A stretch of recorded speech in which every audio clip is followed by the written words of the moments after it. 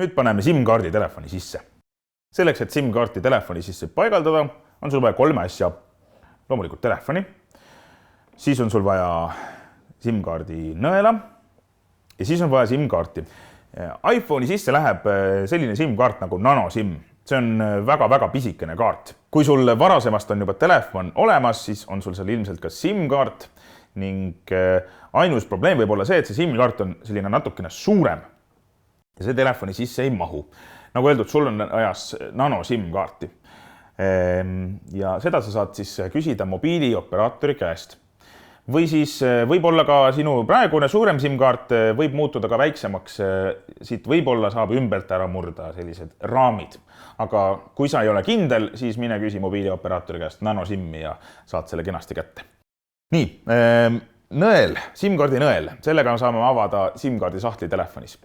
See on sellise kaardikese peal, see on olemas iPhone'i karbis, mina võtsin ta juba ennist välja.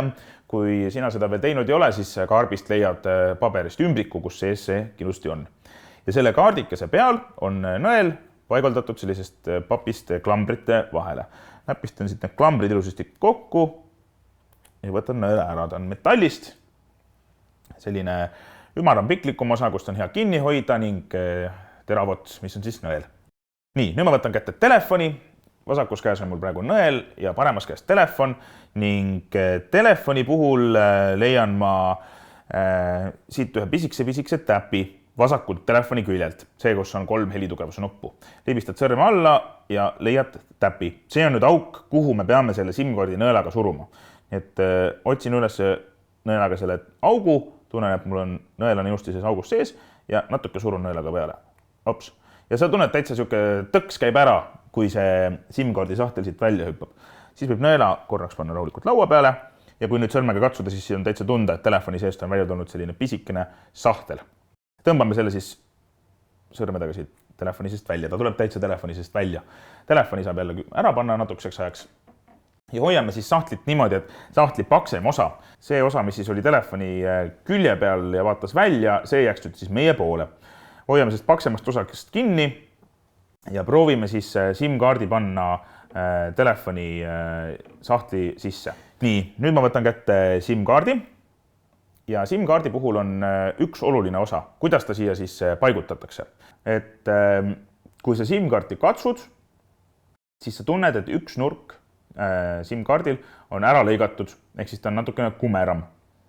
See nurk aitab sind selles, et see SIM-kaart õigesti siia sahtli peale paigaldada.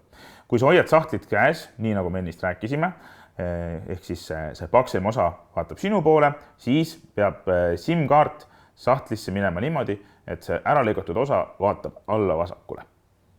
Nii, paneme ta siia peale, ta läheb siia täitsa siia selle raamikese peale niimoodi ja jääb siia seisma. Ta küll ei ole siin väga kindlasti kinni, nii et hoia igaks juhuks natukene sõrme siin peal, et ta päris ära ei tuleks. Võtan telefoni uuesti teise kätte ja libistan selle sahtli telefoni vasakul külje peal, kus oli see SIM-kaardi sahtel, on pisik avavus, koos selle sahtli ja SIM-kaardiga siia avavusse.